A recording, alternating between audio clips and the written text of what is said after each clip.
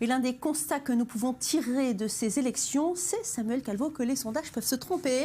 Et très largement. Très largement. Et juste avant les élections, la dernière moyenne des sondages réalisés par Real Clear Politics, un site de data journalisme spécialisé dans la politique, avait donné 2,9% de retard pour Donald Trump sur Hillary Clinton. C'est plus que l'écart donné aux dernières élections américaines entre Romney et Obama, où à l'époque Obama avait gagné largement, enfin avec une avance confortable dans les élections. D'ailleurs, jamais, en plus d'une année de campagne, Donald Trump n'avait été donné devant Hillary Clinton dans la moyenne des sondages. C'est impressionnant.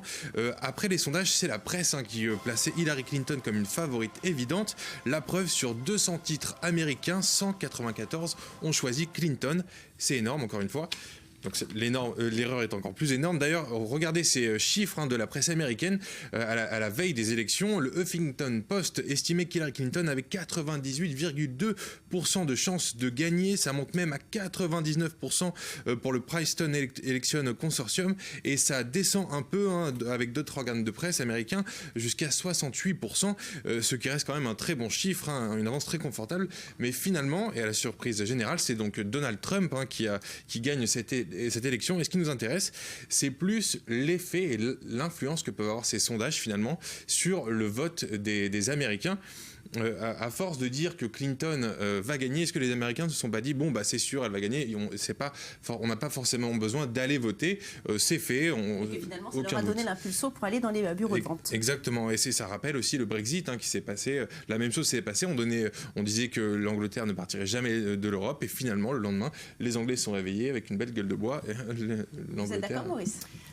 En partie, je constate effectivement que les Américains ne se sont pas précipités pour ces élections, vu que le taux de participation était à 52%. C'est le plus bas depuis l'année 2000. C'est un record, puisque Obama, lui, en 2008, lors de l'élection d'Obama en 2008, il y avait 57% de participation. Donc Hillary Clinton n'a pas réussi à mobiliser les foules. Ça, c'est le premier constat. Effectivement, peut-être que là, il y a un effet sondage.